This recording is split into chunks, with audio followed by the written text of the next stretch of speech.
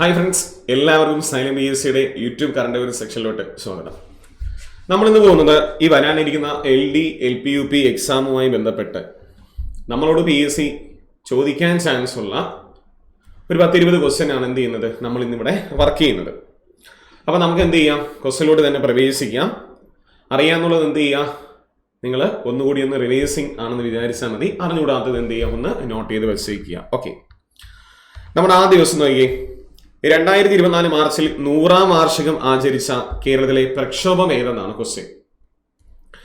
ഒരിക്കൽ കൂടി പറയുന്നു, 2024 മാർച്ചിൽ 100ാം വാർഷികം ആചരിച്ച കേരളത്തിലെ പ്രക്ഷോഭം ഏതെന്നാണ്. അറിയാം, ഓപ്ഷൻ എയിൽ നമുക്ക് കയ്യൂർ സമരം തന്നിരിക്കുന്നു, പുന്നപ്ര വയലാർ സമരം തന്നിരിക്കുന്നു, വൈക്കം സത്യാഗ്രഹം തന്നിരിക്കുന്നു, ഉപ്പ് സത്യാഗ്രഹം തന്നിരിക്കുന്നു. ഏതായിരിക്കും ആൻസർ? ഇതിൽ വൈക്കം സത്യാഗ്രഹമായിരിക്കും ആൻസർ അല്ലേ. കയ്യൂർ സമരം നമുക്കറിയാം 1941 കയ്യൂർ സമരം. 1941 മാർച്ച് മാസം 28-ാം തീയതിയായിരുന്നു കയ്യൂർ സമരം നടക്കുന്നത്. കയ്യൂർ സമര നേതാക്കളേക്ക് തൂക്കിലേറ്റിയത് 1943 കയ്യൂർ സമര നേതാക്കളെ തൂക്കിലേറ്റുന്ന 1943 അപ്പോൾ സ്വാഭാവികമായിട്ടും 100ാം വാർഷികം ആചരിക്കാൻ സമയമായിട്ടില്ല കയ്യൂർ സമരവുമായി ബന്ധപ്പെട്ട്. രണ്ട് PSC ചോദിച്ചത് പുന്നപ്ര വയലാർ സമരം അല്ലെ. പുന്നപ്ര വയലാർ സമരം തുലാം 10 സമരം എന്നറിയപ്പെടുന്നു. പുന്നപ്ര വയലാർ സമരം നമുക്കറിയാം 1946 പുന്നപ്ര വയലാർ സമരം. തുലാം 10 സമരം എന്നൊക്കെ അറിയപ്പെടുന്ന പുന്നപ്ര വയലാർ സമരമായിരുന്നു. ഉപ്പ് സത്യാഗ്രഹം നമുക്കറിയാം 1930 ഉപ്പ് സത്യാഗ്രഹം നടന്നിരുന്നത് അല്ലെ. ഉപ്പ് സത്യാഗ്രഹം 1930 ഗുജറാത്തിലെ സബർമതി ആശ്രമത്തിലെ ഹൃദയകുഞ്ചിൽ നിന്നും എവിടെയാണ് നമുക്ക് പടിഞ്ഞാറ് ദണ്ഡി കടപ്പുറം വരെയായിരുന്നു നമ്മുടെ ഉപ്പ് സത്യാഗ്രഹം. അതിന്റെ ഭാഗമായി 1930 എവിടെയാണ്, കേരളത്തിലും ഉപ്പ് സത്യാഗ്രഹം നടന്നു എന്ന് നമ്മൾ പഠിച്ചിട്ടുണ്ട്. അപ്പൊ തീർച്ചയായിട്ടും നമുക്കിവിടെ വരുന്നത് ഏതാണ്? വൈക്കം സത്യാഗ്രഹമാണ് അല്ലെ. വൈക്കം സത്യാഗ്രഹം 1924 വൈക്കം സത്യാഗ്രഹം ആരംഭിക്കുന്നത്. 1924 മാർച്ച് മാസം 30-ാം തീയതി മുതൽ, മാർച്ച് 30 മുതൽ 1925 നവംബർ മാസം അല്ലെ 23 വരെയായിരുന്നു വൈക്കം സത്യാഗ്രഹം അല്ലെ. 1924 മാർച്ച് മാസം 30 മുതൽ 1925 നവംബർ മാസം 23 വരെയായിരുന്നു വൈക്കം സത്യാഗ്രഹം. 603 ദിവസം വൈക്കം സത്യാഗ്രഹം നീണ്ടിരുന്നു. 603 ദിവസം വൈക്കം സത്യാഗ്രഹം നീണ്ടിരുന്നു. PSC ചോദിച്ചതാണ്. ഈ വൈക്കം സത്യാഗ്രഹത്തിന്റെ 100ാം വാർഷികമാണ് നമ്മൾ എപ്പോഴാണ് ആചരിക്കുന്നത്? 2024 മാർച്ചിൽ നമ്മൾ ആചരിച്ചു. ഏത് സത്യാഗ്രഹത്തിന്റെ എന്ന് ചോദിച്ചാൽ ഏതാണ്? അത് വൈക്കം സത്യാഗ്രഹത്തിന്റെയാണ്. വൈക്കം സത്യാഗ്രഹവുമായി ബന്ധപ്പെട്ട് ഒരു കാര്യം കൂടി ഇവിടെ ഒന്ന് രേഖപ്പെടുത്തുന്നു. വൈക്കം സത്യാഗ്രഹത്തിന്റെ ട്രയൽ റൺ എന്നറിയപ്പെടുന്ന സമരം അത് പൂത്തോട്ട സമരമാണ് അല്ലെ. പൂത്തോട്ട സമരം എന്നറിയപ്പെടുന്ന സമരമാണ് വൈക്കം സത്യാഗ്രഹത്തിന്റെ ട്രയൽ റൺ എന്നറിയപ്പെടുന്നത്. അതിന് നേതൃത്വം നൽകിയ വ്യക്തിയാണ് ആമചാടി തേവൻ. ആമചാടി തേവന്റെ പ്രതിമയൊക്കെ ഇനിയിപ്പോൾ എന്ത് ചെയ്യും, നിലവിൽ വരാൻ പോവുകയാണ്. അതൊക്കെ ഒന്ന് ജസ്റ്റ് ഒന്ന് പറഞ്ഞതേ ഉള്ളൂ. ആമചാടി തേവൻ ശ്രീനാരായണ ഗുരുവിനെ സന്ദർശിച്ചു. ശ്രീനാരായണ ഗുരു അപ്പോഴും പറഞ്ഞൊരു വാക്കായിരുന്നു, ഇത് തേവനല്ല ദേവൻ എന്ന്. ശ്രീനാരായണ ഗുരു ഇത് തേവനല്ല ദേവൻ എന്ന് വിശേഷിപ്പിച്ച് ആരെന്ന് ചോദിക്കണമെങ്കിൽ ആമചാടി തേവനാണ്. അപ്പോൾ 2024 മാർച്ചിൽ 100ാം വാർഷികം ആചരിച്ച കേരളത്തിലെ പ്രക്ഷോഭം ഏതെന്ന് ചോദിച്ചാൽ ഏതാണ്? അത് വൈക്കം സത്യാഗ്രഹമാണ്. വൈക്കം സത്യാഗ്രഹം.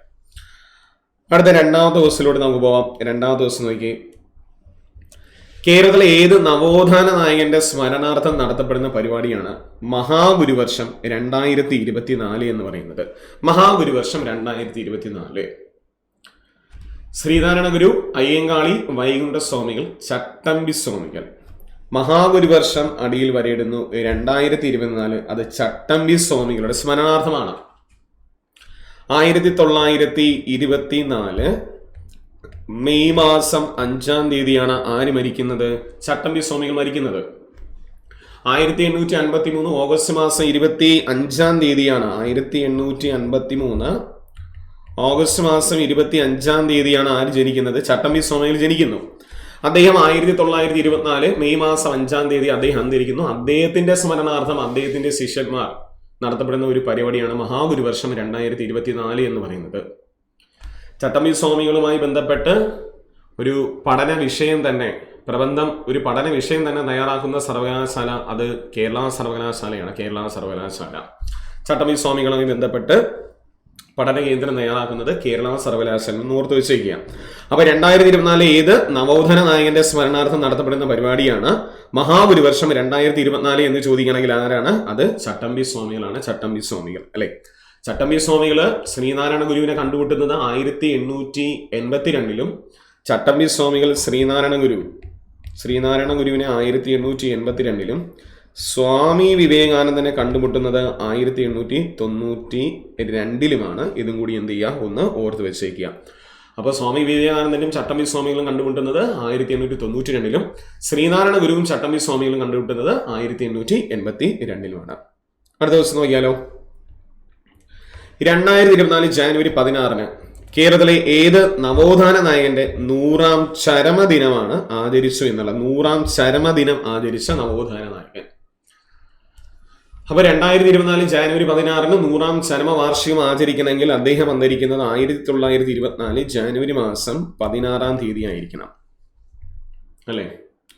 1924 ജാനുവരി മാസം 16 തീയതി ഇദ്ദേഹം അന്തരിക്കുകയും അദ്ദേഹം ജനിച്ച വർഷം 1873 ഏപ്രിൽ മാസമാണ്. 1873 ഏപ്രിൽ മാസം 12 തീയതി അദ്ദേഹം ജനിച്ചു.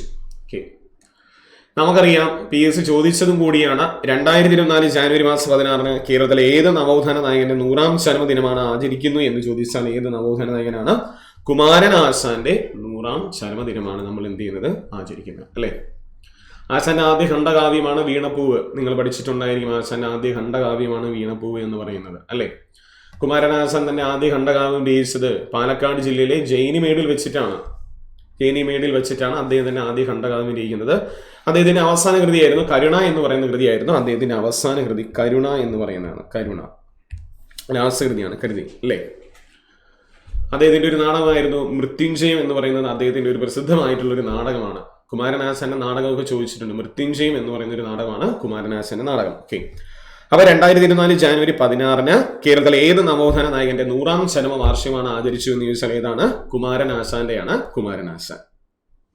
അടുത്ത ദിവസം ഏത് സമ്മേളനവുമായി ബന്ധപ്പെട്ട 100ാം വാർഷികത്തോടനുബന്ധിച്ചാണ് കേരള സാഹിത്യ അക്കാദമി പലമത സാരവുമേകം എന്ന പുസ്തകം പ്രസിദ്ധീകരിച്ചു എന്നാണ്? ഏത് സമ്മേളനവുമായി ബന്ധപ്പെട്ട 100ാം വാർഷികത്തോടനുബന്ധിച്ചാണ് കേരള സാഹിത്യ അക്കാദമി പലമത സാരവുമേകം എന്ന പുസ്തകം പ്രസിദ്ധീകരിച്ചു? ഓപ്ഷൻ എയിൽ വാവുട്ടി യോഗം ഉണ്ടായിരിക്കാം. ഓപ്ഷൻ ബിയിൽ പള്ളുരുത്തി SNDP യോഗം ഉണ്ടായിരിക്കാം. ഓപ്ഷൻ സിയിൽ ആലുവ സംസ്കൃത സ്കൂൾ. ഓപ്ഷൻ ഡി ആലുവ സർവമത സമ്മേളനം അല്ലെ. നമുക്കറിയാം ആലുവ സർവമത സമ്മേളനവുമായി ബന്ധപ്പെട്ട് അല്ലെ 1924 ആലുവ സർവമത സമ്മേളനവുമായി ബന്ധപ്പെട്ട് അദ്ദേഹം രചിച്ച ഒരു കൃതിയിൽ നിന്നും എടുത്തതായിരുന്നു പലമത സാരവുമേകം അല്ലെ. പലമത സാരവുമേകം എന്ന് പറയുന്ന അദ്ദേഹം രചിച്ച ആത്മോപദേശ ശതകം എന്ന് പറയുന്ന കൃതിയിൽ നിന്നുമാണ്.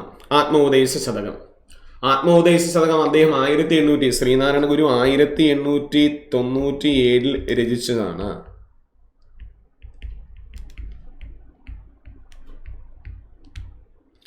ആത്മോപദേശ ശതകം എന്ന് പറയുന്ന കൃതി. അതിലാണ് അദ്ദേഹം ഇതിനെക്കുറിച്ച് പലമത സാരവുമേകം എന്ന് പറഞ്ഞിട്ടുള്ളത്. അപ്പോൾ ഏത് സർവമത സമ്മേളനത്തിന്റെ 100ാം വാർഷികത്തോടനുബന്ധിച്ചാണ് കേരള സാഹിത്യ അക്കാദമി പലമത സാരവുമേകം എന്ന പുസ്തകം പ്രസിദ്ധീകരിച്ചു എന്ന് ചോദിച്ചാൽ ഏതാണ്? ആലുവ സർവമത സമ്മേളനമാണ്. ആലുവ സർവമത സമ്മേളനം നടന്നത് 1924 ആലുവ സർവമത സമ്മേളനം. ആലുവ സർവമത സമ്മേളനത്തിൽ വെച്ചാണ് ശ്രീനാരായണ ഗുരു ഒരു ജാതി ഒരു മതം ഒരു ദൈവം എന്ന് പ്രഖ്യാപിച്ചത്. എന്താണ് ആലുവ സർവമത സമ്മേളനത്തിന്റെ മുദ്രാവാക്യം എന്ന് ചോദിക്കുകയാണെങ്കിൽ വാദിക്കാനും ജയിക്കാനുമല്ല, അറിയാനും അറിയിക്കാനുമാണ്. മുദ്രാവാക്യം വാദിക്കാനും ജയിക്കാനും അല്ല, അറിയാനും അറിയിക്കാനുമാണ് അല്ലേ. ഇതായിരുന്നു ആലുവ സർവമത സമ്മേളനത്തിന്റെ മുദ്രാവാക്യം എന്ന് പറയുന്നത്. വാദിക്കാനും ജയിക്കാനുമല്ല, അറിയാനും അറിയിക്കാനുമാണ് എന്ന് പറയുന്നതാണ്. നമ്മൾ കേട്ടിട്ടുണ്ടായിരിക്കും വാവൂട്ട് യോഗം എന്ന് പറയുന്നത് അരിയപ്പുറം ക്ഷേത്ര യോഗമാണ്. പാവൂട്ടി യോഗം എന്ന് പറയുന്ന അരിയുപ്പനം ക്ഷേത്ര യോഗമാണ്. 1898 അരിയുപ്പനം ക്ഷേത്ര യോഗം. 1898 അരിയുപ്പനം അല്ലെ. പിന്നെ ആലുവ സംസ്കൃത സ്കൂൾ അദ്ദേഹം സ്ഥാപിക്കുന്നത് 1916 ആലുവ സംസ്കൃത സ്കൂള്. പിന്നെ ഏതാണ്? പള്ളുരുത്തി SNDP യോഗം അവസാന യോഗമായിരുന്നു. 1927 അദ്ദേഹത്തിന്റെ 27 പള്ളുരുത്തി SNDP യോഗം എന്ന് പറയുന്നത്. ഓക്കെ, അപ്പൊ ഏത് സമ്മേളനവുമായി ബന്ധപ്പെട്ട 100ാം വാർഷികത്തോടനുബന്ധിച്ചാണ് കേരള സാഹിത്യ അക്കാദമി പലമത സാർവമേകം എന്ന പുസ്തകം പ്രസിദ്ധീകരിച്ചു എന്ന് ചോദിച്ചാൽ ഏതാണ്? ആലുവ സർവമത സമ്മേളനമാണ്. ആലുവ സർവമത സമ്മേളനത്തിന്റെ എത്രാമത്തെ വാർഷികമാണ് 2024 ആചരിച്ചു എന്ന് ചോദിച്ചാൽ എത്രാമത്തെ വാർഷികമാണ്? 100ാം വാർഷികമാണ് ആചരിച്ചു എന്ന് എന്ത് ചെയ്യുക? ഒന്ന് ഓർത്ത് വെച്ചിരിക്കുക. ഓക്കെ, അപ്പൊ നമുക്ക് അടുത്ത ക്വസ്റ്റ്യനിലൂടെ നമുക്ക് നോക്കാം. ശരി, അടുത്ത ക്വസ്റ്റ്യൻ. 2024 ജനുവരിയിൽ ഏത് നവോത്ഥാന നായകന്റെ 150ാം രക്തസാക്ഷിത്വ ദിനമാണ് ആചരിക്കുന്നു എന്നാണ്. 2024 ജനുവരിയിൽ ഏത് നവോത്ഥാന നായകന്റെ 150ാം രക്തസാക്ഷിത്വ ദിനമാണ് ആചരിച്ചു എന്ന് ചോദിച്ചാൽ ഏതാണ്? ആറാട്ടുപുഴ വേലായുധ പണിക്കരാണ്. ആറാട്ടുപുഴ വേലായുധ പണിക്കരാണ്. കേരള നവോത്ഥാനത്തിന്റെ ആദ്യ രക്തസാക്ഷി എന്ന് വിശേഷിപ്പിക്കുന്ന ഒരു വ്യക്തിയും കൂടിയാണ് ആറാട്ടുപുഴ വേലായുധ പണിക്കർ എന്നറിയപ്പെടുന്ന വ്യക്തി അല്ലെ. കളരിയിലും സംസ്കൃതത്തിലും ഒരുപോലെ പാണ്ഡിത്യമുണ്ടായിരുന്ന ഒരു വ്യക്തിയും കൂടിയാണ് ആറാട്ടുപുഴ വേലായുധ പണിക്കർ എന്നാണ് പറയുന്നത്. അദ്ദേഹത്തിന്റെ 150ാം രക്തസാക്ഷിത്വ ദിനമാണ് നമ്മൾ എന്ത് ചെയ്യുന്നത്? 2024 ജനുവരിയിൽ ആചരിക്കുന്നു എന്നുള്ളതാണ്. പ്രഥമ ആറാട്ടുപുഴ വേലായുധ പണിക്കർ പുരസ്കാരം ആർക്കാണ്? ഗോകുലം ഗോപാലൻ അല്ലെ. പ്രഥമ ആറാട്ടുപുഴ വേലായുധ പണിക്കർ പുരസ്കാരം ലഭിച്ചത് ഗോകുലം ഗോപാലനും. 2024 രണ്ടാമത്തെ ആറാട്ടുപുഴ വേലായുധ പണിക്കർ പുരസ്കാരം ലഭിച്ചത് പുനലൂർ സോമരാജനാണ്. പുനലൂർ സോമരാജനാണ് രണ്ടാമത്തെ ആറാട്ടുപുഴ വേലായുധ പണിക്കർ പുരസ്കാരം ലഭിച്ച വ്യക്തി. ചോദിച്ചാൽ ആരാണ്? പുനലൂർ സോമരാജനും. പ്രഥമ ആറാട്ടുപുഴ വേലായുധ പണിക്കർ പുരസ്കാരം അത് ഗോകുലം ഗോപാലനുമാണ്. ഒന്ന് ഓർത്ത് വെച്ചിരിക്കുക. അടുത്ത ക്വസ്റ്റ്യൻ. 2024 ഫെബ്രുവരി 12 സ്വാമി ദയാനന്ദ സരസ്വതിയുടെ എത്രാമത് ജന്മവാർഷികമാണ് ആചരിച്ചു എന്നുള്ളതാണ്. 2024 ഫെബ്രുവരി മാസം 12-ാം തീയതി സ്വാമി ദയാനന്ദ സരസ്വതിയുടെ എത്രാമത് ജന്മവാർഷികമാണ് ആചരിച്ചു എന്നുള്ളതാണ്. സ്വാമി ദയാനന്ദ സരസ്വതി 1824 ഫെബ്രുവരി മാസം 12-ാം തീയതിയാണ് സ്വാമി ദയാനന്ദ സരസ്വതി ജനിക്കുന്നത്. 1883 ഒക്ടോബർ മാസം 30-ാം തീയതി 1883 ഒക്ടോബർ മാസം 30-ാം തീയതിയാണ് സ്വാമി ദയാനന്ദ സരസ്വതി അന്തരിക്കുന്നത് അല്ലെ. PSC ഒത്തിരി കൂടുതൽ തവണ ചോദിച്ചതാണ് ആര്യ സമാജം എന്ന് പറയുന്ന പ്രസ്ഥാനം. ആര്യ സമാജം അല്ലെ. ആര്യ സമാജം സ്ഥാപിച്ച വ്യക്തിയാണ് സ്വാമി ദയാനന്ദ സരസ്വതി എന്ന് പറയുന്നത് അല്ലെ. അദ്ദേഹമാണ് വേദങ്ങളിലേക്ക് മടങ്ങുക എന്ന് വിശേഷിപ്പിച്ചതും സ്വാമി ദയാനന്ദ സരസ്വതിയാണ്. ആര്യ സമാജം സ്ഥാപിച്ചത് സ്വാമി ദയാനന്ദ സരസ്വതിയാണ്. 1875 അദ്ദേഹം ആര്യ സമാജം എവിടെ സ്ഥാപിക്കുന്നു? ബോംബെയിൽ സ്ഥാപിക്കുന്നു അദ്ദേഹം. അപ്പൊ 1824 ഫെബ്രുവരി മാസം 12-ാം തീയതിയാണ് സ്വാമി ദയാനന്ദ സരസ്വതി എന്ത് ചെയ്യുന്നത്? ജനിക്കുന്നത്. അപ്പൊ 2024 ഫെബ്രുവരി മാസം 12-ാം തീയതി അദ്ദേഹത്തിന്റെ എത്രാമത് വാർഷികമാണ്? 200ാം ജന്മവാർഷികമാണ് എന്ത് ചെയ്യുന്നത്? നമ്മൾ ആചരിക്കുന്നത് 200ാമത് ജന്മവാർഷികമാണ്. ഓക്കെ, അടുത്ത ദിവസം നോക്കിയേ. 2023 200ാം വാർഷികം ആചരിച്ച കേരളത്തിലെ കലാപം ഏതെന്നാണ് ക്വസ്റ്റ്യൻ. 2023 200ാം വാർഷികം ആചരിച്ച കേരളത്തിലെ കലാപം ഏതെന്നാണ്. അതിന് ഇവിടെ ഞാനൊരു കാര്യം എഴുതിയിടുന്നു. 2023 മാർച്ച് മാസം 6-ാം തീയതി ഈ കലാപവുമായി ബന്ധപ്പെട്ട് കേരള സർക്കാരും തമിഴ്നാട് സർക്കാരും സംയുക്തമായിട്ടൊരു മീറ്റിംഗ് കൂടിയായിരുന്നു. എവിടെ വെച്ച് കൂടി എന്ന് ചോദിച്ചാൽ നാഗർകോവിലാണ്. നാഗർകോവിൽ. ഇനി നമുക്ക് ഇങ്ങോട്ട് വരാം. ഓപ്ഷൻ എയിൽ കുറിച്യർ കലാപമാണ്. നമുക്കറിയാം കുറിച്യർ കലാപം 1812 കുറിച്യർ കലാപം നടന്ന 1812. ചാന്നാർ ലഹള. മറ്റൊന്ന് തളിക്ഷേത്ര സമരം. 1917 തളിക്ഷേത്ര സമരം. കേരളത്തിലെ ഐത്തത്തിനെതിരെ നടന്ന ആദ്യ സമരമായിരുന്നു തളിക്ഷേത്ര സമരം. കേരളത്തിലെ ഐത്തോച്ചാടന പ്രസ്ഥാനവുമായി ബന്ധപ്പെടുന്ന ആദ്യ സമരമായിരുന്നു വൈക്കം സത്യാഗ്രഹം. നമ്മൾ പഠിച്ചു. തളിക്ഷേത്ര സമരം 1917 തളിക്ഷേത്ര സമരം അല്ലേ. Keezhariyur bomb case, quit India സമരവുമായി ബന്ധപ്പെട്ട് കേരളത്തിലെ കോഴിക്കോട് നടന്ന ഒരു പ്രസിദ്ധമായിട്ടുള്ളൊരു കലാപം എന്ന് തന്നെ പറയാം, കീഴരിയൂർ ബോംബ് കേസ് എന്ന് പറയുന്നത് അല്ലെ. 1942 നവംബർ മാസം 17-ാം തീയതിയാണ് സംഭവം നടക്കുന്നത്, നവംബർ 17. അപ്പൊ സ്വാഭാവികമായിട്ടും നമുക്ക് ഇതിനകത്ത് വരുന്ന ഏത് തന്നെ ആയിരിക്കും? ചാന്നാർ ലഹള അല്ലെ. ചാന്നാർ ലഹള 1822 മുതൽ 1859 വരെയായിരുന്നു നമുക്ക് എന്ത് ചെയ്യുന്നത്? ചാന്നാർ ലഹള. 1859 ജൂലൈ മാസമാണ് എന്ത് ചെയ്യുന്നത്? ജൂലൈ മാസം 26-ാം തീയതി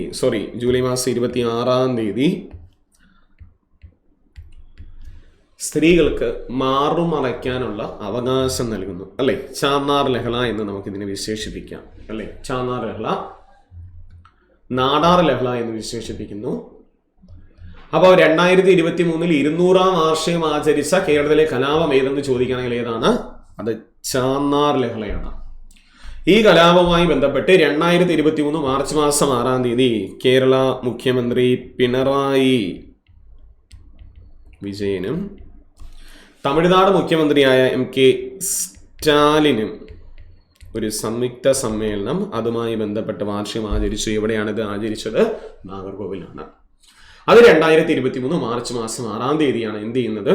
ആചരിച്ചത്. ചാന്നാർ ലഹളയുമായി ബന്ധപ്പെട്ടായിരുന്നു. ഓക്കെ, ചാന്നാർ ലഹള അല്ലെ 1822 മുതൽ 1859 വരെയായിരുന്നു. ഇതുമായി ബന്ധപ്പെട്ടായിരുന്നു എന്ത് ചെയ്യുന്നത്? മാറുമറയ്ക്കൽ സമരം എന്ന് നമ്മൾ പറയുന്നു, നാടാർ ലഹള എന്ന് നമ്മൾ വിശേഷിപ്പിക്കുന്നു അല്ലെ. ഈ ചാന്നാർ ലഹളയുമായി ബന്ധപ്പെട്ട് ഈ അടുത്ത കാലത്ത് 2023 ജൂൺ മാസം 10-ാം തീയതി ഒരു വ്യക്തി അന്തരിക്കുകയാണ്, ഒരു വനിതയാണ്. ഓക്കെ, ആ വനിതയുടെ പേര് ദേവകി നമ്പീശൻ എന്നാണ്. ദേവകി നമ്പീശൻ. ഓക്കെ, നമ്മൾ കേട്ടിട്ടുണ്ടായിരിക്കും. ഓക്കെ, ദേവകി നമ്പീശൻ വേലൂർ മണിമലർക്കാവിൽ മാറുമറയ്ക്കൽ പ്രക്ഷോഭത്തിന് നേതൃത്വം നൽകിയൊരു വ്യക്തിയും കൂടിയാണ് ദേവകി നമ്പീശൻ. അത് 1956 പ്രക്ഷോഭമായിരുന്നു. ദേവകി നമ്പീശനാണ് വേലൂർ മണിമലർക്കാവിലെ, തൃശ്ശൂർ ജില്ലയിലെ മണിമലർക്കാവിലെ എന്ത് ചെയ്യുന്നത്? മാറുമറയ്ക്കലുമായി ബന്ധപ്പെട്ട് പ്രക്ഷോഭങ്ങൾക്ക് നേതൃത്വം നൽകിയൊരു വ്യക്തിയാണ്. വലിയൊരു വാർത്തയും കൂടിയായിരുന്നു. ആ വ്യക്തി 2023 ജൂൺ മാസം 10-ാം തീയതി അന്തരിക്കുകയാണ്. ആ വ്യക്തിയുടെ പേര് ഓർത്ത് വെച്ചോളൂ. ആരാണ്? ദേവകി നമ്പീശനാണ്. ദേവകി നമ്പീശൻ. അടുത്ത ക്വസ്റ്റ്യനോട് നമുക്ക് പ്രവേശിക്കാം. 2023 ജൂലൈയിൽ കുളച്ചൽ വിജയത്തിന്റെ പ്രതിമ അനാച്ഛാദനം ചെയ്യപ്പെട്ട നഗരം ഏതെന്നാണ് അല്ലെ. കുളച്ചൽ യുദ്ധം ഇന്ത്യയിലെ ഏറ്റവും പ്രസിദ്ധമായിട്ടുള്ള ഒരു യുദ്ധങ്ങളിൽ ഒന്നായിരുന്നു കുളച്ചൽ യുദ്ധം എന്ന് പറയുന്നത്. കുളച്ചൽ യുദ്ധം 1741 കുളച്ചൽ യുദ്ധം. PSC ഡേറ്റ് സഹിതം ചോദിച്ചിട്ടുണ്ട്. 1741 ഓഗസ്റ്റ് മാസം അല്ലെ. ഓഗസ്റ്റ് മാസം 10-ാം തീയതി എന്ന് നമുക്ക് പറയാം. കുളച്ചൽ യുദ്ധം 1741 ഓഗസ്റ്റ് മാസം 10-ാം തീയതിയാണ്. മാർത്താണ്ഡവർമ്മയും ഡച്ചുകാരും തമ്മിലായിരുന്നു കുളച്ചൽ യുദ്ധം. ഒരു വിദേശ ശക്തിയെ തന്നെ പരാജയപ്പെടുത്തിയ തിരുവിതാംകൂർ ശക്തികളായിരുന്നു നമ്മൾ അല്ലെ. ഡച്ചുകാരെ നമ്മൾ പരാജയപ്പെടുത്തി. ആ ഡച്ച് സൈനികനായിട്ടുള്ള ഡിലനോയെ നമ്മൾ കൊന്നു കളഞ്ഞില്ല. പകരം അദ്ദേഹത്തെ നമ്മൾ എന്ത് ചെയ്യാണ്? വലിയ കപ്പിത്താനായിട്ട് നമ്മൾ ഇവിടെ കൊണ്ടുവന്ന് ബാക്കി സൈനിക സേവനങ്ങൾക്ക് അദ്ദേഹത്തെ നമ്മൾ വിനിയോഗിച്ചു എന്നുള്ളതാണ് മറ്റൊരു സത്യം. ആ ഡിലനോയി കോട്ട, അദ്ദേഹത്തിന്റെ ശവകുടീരം ഉദയഗിരി കോട്ടയിലാണ്. അതും തിരുവിതാംകൂറിൽ തന്നെയുണ്ട്. അപ്പൊ 2023 ജൂലൈയിൽ കുളച്ചൽ വിജയത്തിന്റെ പ്രതിമ അനാച്ഛാദനം ചെയ്യപ്പെട്ട നഗരം ഏതെന്ന് ചോദിച്ചു കഴിഞ്ഞാൽ ഏതാണ്? പാങ്ങോടാണ്. പാങ്ങോട് തിരുവനന്തപുരം ജില്ലയിലെ പാങ്ങോടിലാണ്. ജൂലൈയിൽ ഇത് ആരാണ് അനാച്ഛാദനം ചെയ്യപ്പെട്ടു എന്ന് ചോദിക്കുകയാണെങ്കിൽ നമ്മുടെ ഗവർണർ ആയിരിക്കുന്ന ആരിഫ് മുഹമ്മദ് ഖാൻ ആയിരുന്നു എന്ത് ചെയ്യുന്നത്? ഇതിന് അനാച്ഛാദനം ചെയ്യപ്പെട്ടേ. ഇത് കുളച്ചൽ യുദ്ധത്തിൽ മരിച്ച എല്ലാവർക്കും വേണ്ടിയിട്ട് ഒരൊറ്റ പ്രതിമയാണ് എന്ത് ചെയ്യുന്നത്? അവിടെ വന്നിട്ടുണ്ടായിരിക്കുന്നത്. അടുത്ത ക്വസ്റ്റ്യൻ. ഊരൂട്ടമ്പലം സർക്കാർ UP സ്കൂളിന്റെ പുതിയ പേര് എന്തെന്നുള്ളതാണ്. ഊരൂട്ടമ്പലം സർക്കാർ UP സ്കൂളിന്റെ പുതിയ പേര് അല്ലെ. ഒന്ന് പഞ്ചമി സ്മാരക school, Ayyankali UP school, Ayyankali Panchami സ്മാരക school, Panchami UP school. Ooruttambalam സർക്കാർ UP സ്കൂളിന്റെ പുതിയ പേര് അയ്യങ്കാളി പഞ്ചമി സ്മാരക സ്കൂളാണ് അല്ലെ. അയ്യങ്കാളി പഞ്ചമി സ്മാരക സ്കൂളാണ് അല്ലെ. പഞ്ചമി എന്ന് പറഞ്ഞൊരു വിദ്യാർത്ഥിയെ അയ്യങ്കാളി സ്കൂളിലേക്ക് പ്രവേശിക്കുകയും അല്ലെ അത് തടയുകയും ചെയ്ത് പ്രസിദ്ധമായിട്ടുള്ള ഉരുട്ടമ്പലം ലഹള നമ്മൾ നവോത്ഥാനത്തിൽ നമ്മൾ കേട്ടിട്ടുണ്ടായിരിക്കും. അയ്യങ്കാളി വില്ലുവണ്ടി സമരം, ഒപ്പം പെരിനാട് ലഹള അല്ലേ? പെരിനാട് ലഹള 1915 പെരിനാട് ലഹള. അതേ വർഷം അല്ലെ കല്ലുമാല സമരം 1915 കല്ലുമാല ഒക്കെ PSC ചോദിച്ച ക്വസ്റ്റ്യനാണ്, ഓർത്ത് വെച്ചേക്കുക. അയ്യങ്കാളി 1863 അയ്യങ്കാളി ജനിക്കുന്നത്. 41 അയ്യങ്കാളി എന്ത് ചെയ്യുന്നത്? അന്തരിക്കുന്ന 1941 ജൂണിലും ജനിക്കുന്നത് 1863 അപ്പോൾ ഊരുട്ടമ്പലം സർക്കാർ UP സ്കൂളിന്റെ പുതിയ പേര് എന്താണെന്ന് ചോദിക്കുകയാണെങ്കിൽ ഏതാണ്? അയ്യങ്കാളി പഞ്ചമി സ്മാരക സ്കൂള് എന്ന പേരിലാണ് അറിയപ്പെടുന്നത്. അയ്യങ്കാളിയും ശ്രീനാരായണ ഗുരുവും തമ്മിൽ കണ്ടുമുട്ടിയിട്ടുണ്ട്. അത് 1912 അയ്യങ്കാളി ശ്രീനാരായണ ഗുരുവിനെ കണ്ടുമുട്ടുന്നത് 1912. ഒന്ന് ഓർത്ത് വെച്ചേക്കുക. അടുത്ത ക്വസ്റ്റ്യൻ. സ്വാതന്ത്ര്യ സമര സേനാനിയും സാമൂഹ്യ പ്രവർത്തനവുമായിരിക്കുന്ന KP കരുണാകരന്റെ ശില്പം നിലവിൽ വന്ന സ്ഥലം എവിടെയെന്നാണ്? കാനായി ഉണ്ണി എന്ന് പറഞ്ഞൊരു വ്യക്തിയാണ് എന്ത് ചെയ്യുന്നത്? KP കരുണാകരന്റെ ശില്പം എന്ത് ചെയ്യുന്നത്? രൂപകൽപ്പന ചെയ്യുന്നത്. സ്വാതന്ത്ര്യ സമര സേനാനി, ഇദ്ദേഹം കമ്മ്യൂണിസ്റ്റ് പ്രസ്ഥാനവുമായി ബന്ധപ്പെട്ട് ആ സ്വാതന്ത്ര്യ സമര കാലത്ത് ഒത്തിരി പ്രവർത്തനങ്ങളിൽ ഏർപ്പെട്ട ഒരു വ്യക്തിയും കൂടിയാണ് KP കരുണാകരൻ. അപ്പോൾ സ്വാതന്ത്ര്യ സമര സേനാനിയും സാമൂഹ്യ പ്രവർത്തനമായിരിക്കുന്ന KP കരുണാകരന്റെ ശില്പം നിലയിൽ വന്ന സ്ഥലം ചോദിക്കുകയാണെങ്കിൽ തിരുവനന്തപുരം ജില്ലയിൽ എവിടെയാണ്? കരകുളത്താണ് നിലയിൽ വന്നത്. എവിടെയാണ്? കരകുളത്താണ്. അടുത്ത ദിവസം. സ്വാതന്ത്ര്യാനന്തര ശേഷം രാജ്യത്തിന് വേണ്ടി ജീവൻ ത്യജിച്ച സൈനികർക്കുള്ള യുദ്ധസ്മാരകം കേരളത്തിൽ നിലവിൽ വന്നത് എവിടെയെന്നാണ്? സ്വാതന്ത്ര്യാനന്തര ശേഷം രാജ്യത്തിന് വേണ്ടി ജീവൻ ത്യജിച്ച സൈനികർക്കുള്ള യുദ്ധസ്മാരകം കേരളത്തിൽ വന്നത് എവിടെയാണ്? ആക്കുളത്താണ്. തിരുവനന്തപുരത്തെ ആക്കുളത്താണ് വന്നത്. തിരുവനന്തപുരത്തെ ആക്കുളത്താണ്. അടുത്ത ക്വസ്റ്റ്യൻ. എല്ലാ ജില്ലകളിലും സാംസ്കാരിക സമുച്ചയം എന്ന പദ്ധതി പ്രകാരം കേരളത്തിൽ നിലവിൽ വന്ന ആദ്യ സാംസ്കാരിക സമുച്ചയം ഏതെന്നാണ്? എല്ലാ ജില്ലകളിലും സാംസ്കാരിക സമുച്ചയം എന്ന പദ്ധതി പ്രകാരം കേരളത്തിൽ നിലവിൽ വന്ന ആദ്യ സാംസ്കാരിക സമുച്ചയം അത് ശ്രീനാരായണ ഗുരു സാംസ്കാരിക സമുച്ചയമാണ്. കൊല്ലത്താണ് എന്ത് ചെയ്യുന്നത്? പ്രവർത്തനം ആരംഭിക്കുന്നത്. ഒന്ന് ഓർത്ത് വെച്ചേക്കുക. ശ്രീനാരായണ ഗുരു സാംസ്കാരിക സമുച്ചയമാണ്. എല്ലാ ജില്ലകളിലും സാംസ്കാരിക സമുച്ചയം എന്ന പദ്ധതി പ്രകാരം നിലയിൽ വന്നത് ശ്രീനാരായണ ഗുരു സാംസ്കാരിക സമുച്ചയമാണ്. ആദ്യം വന്നത് കൊല്ലം ജില്ലയിലാണ്. അടുത്ത. കേരളത്തിൽ VT ഭട്ടതിരിപ്പാടിന്റെ പേരിൽ സ്മാരകം നിലയിൽ വരുന്ന ജില്ല ഏതെന്നാണ്? അല്ലെ, VT ഭട്ടതിരിപ്പാട് യോഗക്ഷേമ സഭയൊക്കെ രൂപീകരിച്ചൊരു വ്യക്തിയും കൂടിയാണ്. യോഗക്ഷേമ സഭ VT ഭട്ടതിരിപ്പാട് 1908 ജാനുവരിയിലാണ്. 1908 ജാനുവരി മാസം 31 യോഗക്ഷേമ സഭ VT ഭട്ടതിരിപ്പാട് എവിടെയാണ് ആരംഭിക്കുന്നത്? ആലുവയിലാണ്. എറണാകുളം ജില്ലയിലെ ആലുവയിലാണ് ആരംഭിച്ചു. അല്ലെ, ആലുവ. നമ്പൂതിരിയെ മനുഷ്യനാക്കുക എന്നുള്ളതായിരുന്നു അവരുടെ പ്രധാന ലക്ഷ്യം എന്നൊക്കെ പറയുന്നത്, അവരുടെ ആപ്തവാക്യം. അദ്ദേഹത്തിന്റെ പേരിൽ VT ഭട്ടതിരിപ്പാടിന്റെ പേരിൽ സ്മാരകം നിലയിൽ വരുന്ന ജില്ല ചോദിച്ചാൽ ഏത് ജില്ലയാണ്? കണ്ണൂരാണോ, ആലപ്പുഴയാണോ, കോട്ടയം എന്ന് ചോദിച്ചാൽ എവിടെയാണ്? അത് പാലക്കാടാണ് വരുന്നത്. ഏത് ജില്ലയിലാണ്? പാലക്കാട് ജില്ലയിലാണ് VT ഭട്ടതിരിപ്പാടിന്റെ പേരിൽ എന്ത് ചെയ്യുന്നത്? സ്മാരകം നിലയിൽ വരുന്ന എവിടെയെന്ന് ചോദിച്ചാൽ എവിടെയാണ്? അത് പാലക്കാട് ജില്ലയിലാണ്. അടുത്ത ക്വസ്റ്റ്യനിലൂടെ നമുക്ക് നോക്കാം. 2023 മെയ് 20 G7 ഉച്ചകോടിയുടെ ഭാഗമായി പ്രധാനമന്ത്രി നരേന്ദ്രമോദി മഹാത്മാഗാന്ധിജിയുടെ അർദ്ധകായ പ്രതിമ അനാച്ഛാദനം ചെയ്ത നഗരം എവിടെയെന്നാണ്? അപ്പൊ 2023 മെയ് മാസം 20 G7 ഉച്ചകോടിയുടെ ഭാഗമായിട്ട് പ്രധാനമന്ത്രി നരേന്ദ്രമോദി മഹാത്മാഗാന്ധിജിയുടെ അർദ്ധകായ പ്രതിമ അനാച്ഛാദനം ചെയ്ത നഗരം ചോദിക്കുകയാണെങ്കിൽ അത് ഹിരോഷിമയിലാണ്. 2023 G7 ഉച്ചകോടിക്ക് വേദിയായിരിക്കുന്നത് ജപ്പാനാണ്. 23 ജപ്പാനാണ് വേദി. 2024 G7 നടന്നായിരുന്നു വേദി എവിടെയാണ്? ഇറ്റലിയാണ് വേദി. അല്ലെ, ഒരു കാര്യം കൂടി ഓർക്കുക, ഇറ്റലിയിൽ G7 ഉച്ചകോടി നടന്നു. അത് 50ാമത് G7 ഉച്ചകോടിയാണ് ഇറ്റലിയിൽ നടന്നത് 2024. G7 ഇന്ത്യ അംഗമല്ല എന്നുള്ള കാര്യം കൂടി എന്ത് ചെയ്യുക? ഒന്ന് ഓർത്ത് വെച്ചേക്കുക. അപ്പൊ 2021 മെയ്യില് G7 ഉച്ചകോടിയുടെ ഭാഗമായിട്ട് പ്രധാനമന്ത്രി നരേന്ദ്രമോദി മഹാത്മാഗാന്ധിജിയുടെ അർദ്ധകായ പ്രതിമ എവിടെയാണ് അനാച്ഛാദനം ചെയ്തിരിക്കുന്നത് എന്ന് ചോദിച്ചാൽ എവിടെയാണ് ചെയ്തിരിക്കുന്നത്? അത് ഹിരോഷിമയിലാണ്. ഹിരോഷിമ നാഗസാക്കി നമുക്കറിയാം, ജപ്പാനിലാണ്. അടുത്ത ക്വസ്റ്റ്യൻ. 2023 ഡിസംബറിൽ ഏത് നവോത്ഥാന നായകന്റെ 150-ാം ജന്മവാർഷികമാണ് ആചരിച്ചു എന്നുള്ളതാണ്. Option A Makti Thangal, option B Vakkom Abdul Khader Moulavi, option C Swadeshabhimani Ramakrishna Pillai, option D Sahodaran Ayyappan. 2023 ഡിസംബറിൽ ഏത് നവോത്ഥാന നായകന്റെ ജന്മവാർഷികമാണ് ആചരിച്ചു എന്ന് ചോദിച്ചാൽ 180 അല്ലേ? ആരാണ്? വക്കം അബ്ദുൽ ഖാദർ മൗലവിയാണ്. 1873 ഡിസംബർ മാസം 28-ാം തീയതിയാണ്. 1873 ഡിസംബർ മാസം 28-ാം തീയതിയാണ് ആര് ജനിക്കുന്നത്? വക്കം അബ്ദുൽ ഖാദർ മൗലവി ജനിക്കുന്നത് അല്ലെ? സ്വദേശാഭിമാനി പത്രത്തിന്റെ സ്ഥാപകനാണ് വക്കം അബ്ദുൽ ഖാദർ മൗലവി എന്ന് പറയുന്നത്. അപ്പോൾ അദ്ദേഹത്തിന്റെ 150-ാമത് ജന്മവാർഷികമാണ് നമ്മൾ എന്ത് ചെയ്യുന്നത്? 2023 ഡിസംബറിൽ ആചരിച്ചത്.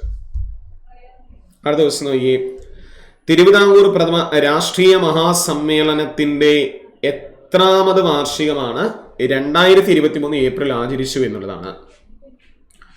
തിരുവിതാംകൂർ പ്രഥമ രാഷ്ട്രീയ മഹാസമ്മേളനം 1922 ഏപ്രിൽ മാസം 30 മുതൽ 1922 ഏപ്രിൽ മാസം 30 മുതൽ മെയ് മാസം 1 വരെ ആയിരുന്നു തിരുവിതാംകൂർ പ്രഥമ രാഷ്ട്രീയ മഹാസമ്മേളനം നടന്നത്. വേദി ചെങ്ങന്നൂരായിരുന്നു വേദി അല്ലെ? അപ്പൊ സ്വാഭാവികമായിട്ടും എത്രാമത് വാർഷികമാണ് നമ്മൾ ആചരിച്ചു എന്ന് ചോദിച്ചാൽ 100-ാം വാർഷികമാണ് ആചരിച്ചത്. 100-ാം വാർഷികമാണ്. ജോർജ് ജോസഫ് ആയിരുന്നു നേതൃത്വം നൽകിയത് തിരുവിതാംകൂർ പ്രഥമ രാഷ്ട്രീയ മഹാസമ്മേളനത്തിന്. എത്രാമത് വാർഷികമാണ് ആചരിച്ചു എന്ന് ചോദിച്ചാൽ എത്രാമത് വാർഷികമാണ്? 100-ാം വാർഷികമാണ് നമ്മൾ ആചരിച്ചത്. അടുത്ത ദിവസം, പത്തനംതിട്ട ജില്ലയിലെ കഥകളി ഗ്രാമം എന്ന് വിശേഷിപ്പിക്കുന്നത് എവിടെയെന്നാണ്? പത്തനംതിട്ട ജില്ലയിലെ കഥകളി ഗ്രാമം എന്ന് വിശേഷിപ്പിക്കുന്നത് അയിരൂരാണ്. അയിരൂർ പത്തനംതിട്ടയിലാണ്. കടമനിട്ട പടയണി ഗ്രാമമാണ് പത്തനംതിട്ടയിലെ പടയണി ഗ്രാമമാണ് കടമനിട്ട. അടുത്ത ദിവസം, രാജാ രവിവർമ്മയുടെ 175-ാമത് ജന്മദിനത്തിന്റെ ഭാഗമായി അനാവരണം ചെയ്ത ചിത്രങ്ങളാണ്. അദ്ദേഹത്തിന്റെ 175-ാമത് ജന്മദിനത്തിന്റെ ഭാഗമായി അനാവരണം ചെയ്ത ചിത്രം ഏതെന്ന് ചോദിച്ചു കഴിഞ്ഞാൽ അത് പാഴ്സി ലേഡിയാണ് അല്ലെ? പാഴ്സി ലേഡിയാണ്. 1848-ലാണ് രാജാ രവിവർമ്മ. 1848, 1906 അദ്ദേഹത്തിന്റെ കാലഘട്ടം. അപ്പൊ 1848 ജനിക്കുന്ന അദ്ദേഹത്തിന്റെ 175-ാമത് ജന്മദിനത്തിന്റെ ഭാഗമായിട്ട് അനാവരണം ചെയ്ത ഒരു ചിത്രമായിരുന്നു പാഴ്സി ലേഡി എന്ന് പറയുന്ന ചിത്രം. അദ്ദേഹം രചിച്ചുകൊണ്ടിരുന്ന അവസാനത്തെ ചിത്രമായിരുന്നു കാദംബരി എന്ന് പറയുന്ന ചിത്രം. അവസാനം രചിച്ചുകൊണ്ടിരുന്ന അവസാന ചിത്രമാണ് കാദംബരി എന്ന് പറയുന്ന ഒരു ചിത്രം. അദ്ദേഹത്തിന്റെ 175-ാമത് ജന്മവാർഷികത്തോടനുബന്ധിച്ച് കിളിമാനൂർ കൊട്ടാരത്തിൽ പുതുതായി ഉൾപ്പെടുത്തിയ ഒരു ചിത്രമായിരുന്നു ഇന്ദുലേഖ എന്ന് പറയുന്ന ഒരു ചിത്രം കൂടി എന്ത് ചെയ്യുക? ഒന്ന് ഓർത്ത് വെച്ചേക്കുക. പുതുതായിട്ട് ഉൾപ്പെടുത്തിയായിരുന്നു ഇന്ദുലേഖ. പിന്നെ അദ്ദേഹത്തിന്റെ 175-ാമത് വാർഷികം 17 കോടിക്ക് വിറ്റുപോയൊരു ചിത്രമായിരുന്നു മോഹിനി എന്ന് പറഞ്ഞൊരു ചിത്രം. 17 കോടിക്ക്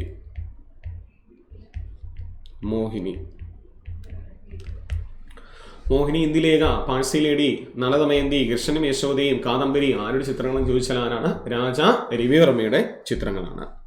അടുത്ത ദിവസം നോക്കി, BR അംബേദ്കറുടെ ഏറ്റവും ഉയരം കൂടിയ പ്രതിമ അനാവരണം ചെയ്തത് എവിടെയെന്നാണ്? BR അംബേദ്കറുടെ ഏറ്റവും ഉയരം കൂടിയ പ്രതിമ, ഇന്ത്യയിലെ ഏറ്റവും ഉയരം കൂടിയ പ്രതിമ BR അംബേദ്കറുടെ പേരിൽ എന്ത് ചെയ്യാണ്? ആന്ധ്രാപ്രദേശിലെ വിജയവാഡയിൽ എന്ത് ചെയ്യാണ്? സർക്കാർ അനാവരണം ചെയ്തിരിക്കുന്നു. സ്റ്റാച്യു ഓഫ് സോഷ്യൽ ജസ്റ്റിസ് എന്ന പേരിലാണ് എന്ത് ചെയ്യുന്നത്? പ്രതിമ വിജയവാഡയിൽ അനാവരണം ചെയ്തിരിക്കുന്നു അല്ലെ? അതോടൊപ്പം കാസർഗോഡ് പ്രവർത്തിക്കുന്ന നമ്മുടെ കേന്ദ്ര സർവകലാശാല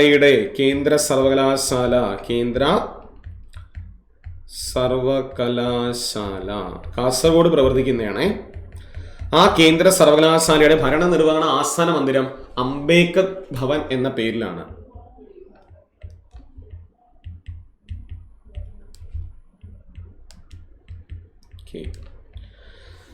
അപ്പൊ കാസർഗോഡ് പ്രവർത്തിക്കുന്ന കേന്ദ്ര സർവകലാശാലയുടെ പുതിയ ഭരണനിർവഹണ ആസ്ഥാന മന്ദിരം ആരുടെ പേരിൽ അറിയപ്പെടുന്നു എന്ന് ചോദിച്ചാൽ ആരുടെ പേരിലാണ്? BR അംബേദ്കറുടെ പേരിലാണ് അറിയപ്പെടുന്നത്. അംബേദ്കർ ഭവൻ എന്ന പേരിലാണ്.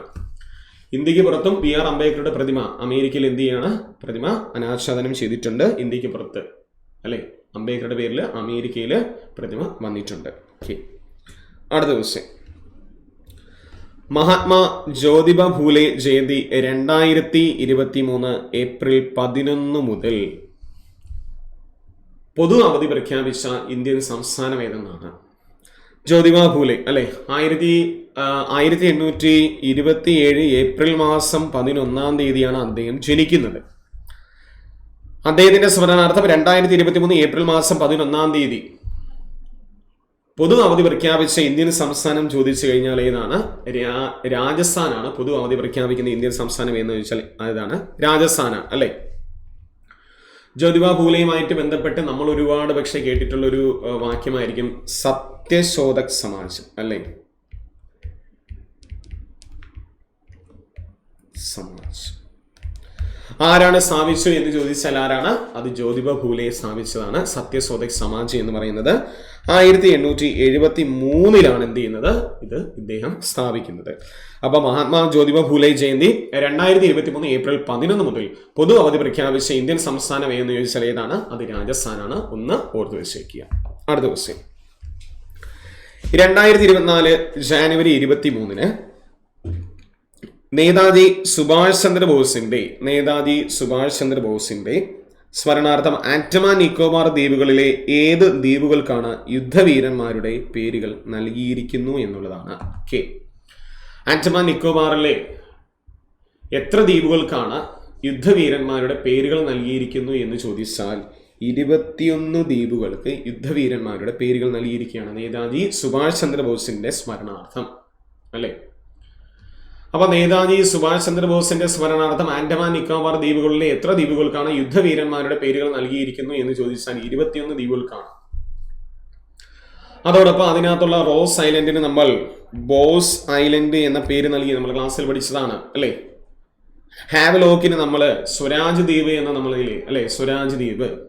നീൽ ഐലൻഡിന് ഷഹീദ് ദ്വീപ് എന്ന പേരൊക്കെ നമ്മൾ നൽകിയായിരുന്നു. അപ്പോൾ 2024 ജാനുവരി 23 നേതാജി സുഭാഷ് ചന്ദ്രബോസിന്റെ ജന്മദിനം വരുന്നത് അല്ലെ.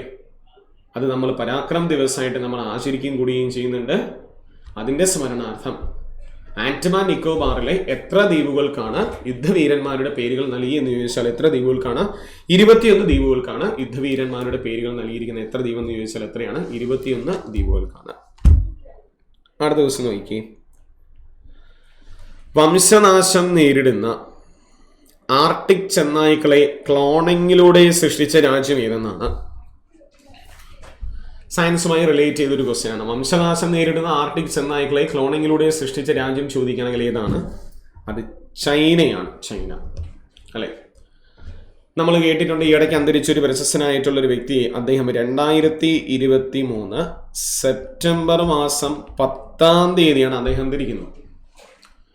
ക്ലോണിങ്ങിന്റെ പിതാവ് എന്നാണ് അദ്ദേഹത്തെ വിശേഷിപ്പിക്കുന്നത്. നമുക്ക് കിട്ടിക്കാനും ആരാണ്? ഇയാൻ വിൽമുട്ട് അല്ലെ. ക്ലോണിങ്ങിന്റെ പിതാവ് എന്നറിയപ്പെടുന്ന ഇയാൻ വിൽമുട്ടാണ്. അദ്ദേഹം അന്തരിക്കുന്നത് 2023 സെപ്റ്റംബർ മാസം 10 ഡേറ്റ് സഹിതം ചോദിച്ചൊരു ക്വസ്റ്റ്യൻ കൂടിയാണ്. ക്ലോണിങ്ങിലൂടെ പറഞ്ഞ ആദ്യത്തെ ആട് ചോദിക്കുകയാണെങ്കിൽ യുവാൻ എന്നാണ്. ക്ലോണിങ്ങിലൂടെ പറഞ്ഞ ആദ്യ ചെമ്മരിയാണ് അറിയപ്പെടുന്ന പേരാണ് ഡോളി അല്ലെ. ആട് ചോദിച്ചാൽ യുവാനാണ്, ചെമ്മരിയാണ് അറിയപ്പെടുന്ന പേരാണ് ഡോളി. പിന്നെ സയൻസുമായി നമ്മൾ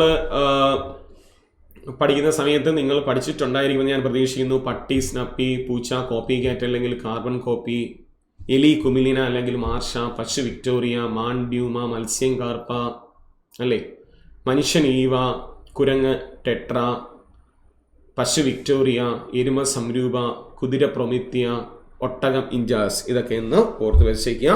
അപ്പോൾ വംശനാശം നേരിടുന്ന ആർട്ടിക് ചെന്നായ്ക്കളെ ക്ലോണിങ്ങിലൂടെ സൃഷ്ടിച്ച രാജ്യം എന്ന് ചോദിച്ചാൽ ഏതാണ്? അത് ചൈനയാണ്. അടുത്ത ദിവസം, ഏത് രാജ്യമാണ് ബഹിരാകാശ നിലയത്തിൽ എലി ഭ്രൂണത്തെ വളർത്തി എന്നുള്ളതാണ്. അപ്പൊ ഏത് രാജ്യമാണ് ബഹിരാകാശ നിലയത്തിൽ എലി ഭ്രൂണത്തെ വളർത്തി എന്ന് ചോദിച്ചു കഴിഞ്ഞാൽ ഏത് രാജ്യമാണ്? ജപ്പാനാണ് വളർത്തിയിരിക്കുന്നത്. ജപ്പാൻകാരന്മാരാണ് എലി ഭ്രൂണത്തെ വളർത്തിയ രാജ്യം ചോദിച്ചാൽ ഏതാണ്? ജപ്പാനാണ്. അടുത്തൊരു ക്വസ്റ്റ്യൻ, ഒരു ഇമ്പോർട്ടൻ്റ് ഒരു ക്വസ്റ്റ്യൻ ആണ്. ബീജത്തിന്റെയോ അണ്ടത്തിന്റെയോ ഗർഭപാത്രത്തിന്റെയോ സഹായമില്ലാതെ, അല്ലെങ്കിൽ നമ്മൾ നോർമലി അല്ലെങ്കിൽ പുറത്ത് IVF എങ്കിലും നമ്മളിത് ചെയ്യിക്കുമായിരുന്നു അല്ലെ. ഇതിന്റെ ഒന്നും സഹായമില്ലാതെ 14 ദിവസം പ്രായമുള്ള സിന്തറ്റിക് ഭ്രൂണം വികസിപ്പിച്ച രാജ്യം ഏതെന്നാണ്? അപ്പോൾ ബീജത്തിന്റെയോ അണ്ടത്തിന്റെയോ ഗർഭപാത്രത്തിന്റെയോ സഹായമില്ലാതെ 14 ദിവസം പ്രായമുള്ള സിന്തറ്റിക് ഭ്രൂണം വികസിപ്പിച്ച രാജ്യം ചോദിച്ചു കഴിഞ്ഞാൽ അത് ഇസ്രായേലാണ് വികസിപ്പിച്ച. ഏത് രാജ്യമാണ്? ഇസ്രായേലാണ് വികസിപ്പിച്ചത്. ഇസ്രായേലാണ്. അടുത്ത ക്വസ്റ്റ്യൻ, 2023 ഡെങ്കിപ്പനിയെ തുടർന്ന് ആരോഗ്യ അടിയന്തരാവസ്ഥ പ്രഖ്യാപിച്ച തെക്കേ അമേരിക്കൻ രാജ്യം ഏതെന്നാണ്? നമ്മളത്തെ ഇന്നത്തെ സെഗ്മെന്റിൽ ലാസ്റ്റ് ക്വസ്റ്റ്യൻ ആണ്. 2023 ഡെങ്കിപ്പനിയെ തുടർന്ന് ആരോഗ്യ അടിയന്തരാവസ്ഥ പ്രഖ്യാപിച്ച തെക്കേ അമേരിക്കൻ രാജ്യമാണ്. തന്നിരിക്കുന്ന ഏകദേശം തെക്കേ അമേരിക്കൻ രാജ്യങ്ങളാണ്: പെറു, ബ്രസീൽ, കൊളംബിയ, ഇക്വഡോർ. അപ്പൊ ഡെങ്കിപ്പനിയെ തുടർന്ന് ആരോഗ്യ അടിയന്തരാവസ്ഥ പ്രഖ്യാപിച്ച തെക്കേ അമേരിക്കൻ രാജ്യം ചോദിച്ചു കഴിഞ്ഞാൽ ഏതാണ്? അത് പെറു ആണ്. പെറു അല്ലേ? അതോടൊപ്പം ഒരു തെക്കേ അമേരിക്കൻ രാജ്യത്തിന്റെ ഒരു ക്വസ്റ്റ്യൻ കൂടി ഞാനിവിടെ രേഖപ്പെടുന്നു. ദയാവധം നടപ്പിലാക്കിയ രണ്ടാമത്തെ തെക്കേ അമേരിക്കൻ രാജ്യമാണ് ഇക്വഡോർ. ദയാവധം നടപ്പിലാക്കുന്ന രണ്ടാമത്തെ തെക്കേ അമേരിക്കൻ രാജ്യമാണ് ഇക്വഡോർ. എങ്കിൽ ദയാവധം നടപ്പിലാക്കിയ ഒന്നാമത്തെ തെക്കേ അമേരിക്കൻ രാജ്യം ഏത് എന്നുള്ളത് എന്ത് ചെയ്യുക? ഇതിന് താഴെ ഒന്ന് കമന്റ് ചെയ്തേക്കുക. ഈ ഓപ്ഷനിൽ തന്നെയുണ്ട് ദയാവധം നടപ്പിലാക്കിയ ഒന്നാമത്തെ തെക്കേ അമേരിക്കൻ രാജ്യം ഏതെന്നാണ്. അപ്പൊ ഈ ക്വസ്റ്റ്യൻ എനിക്ക് കൂടി പറഞ്ഞു തരുന്നു. 2023 ഡെങ്കിപ്പനിയെ തുടർന്ന് ആരോഗ്യ അടിയന്തരാവസ്ഥ പ്രഖ്യാപിച്ച തെക്കേ അമേരിക്കൻ രാജ്യം ഏതെന്ന് ചോദിച്ചാൽ ഏതാണ്? പെറുവാണ്. പെറു. അപ്പോൾ ഓക്കെ, ഇതുവരെ പറഞ്ഞത് ഒന്നുകൂടി നിങ്ങൾ എന്ത് ചെയ്യുക? ഒന്ന് റിവൈസ് ചെയ്യുക. നമുക്ക് മറ്റൊരു വീഡിയോയിൽ വീണ്ടും കാണാം. അതുവരേക്കും all the best. Thank you.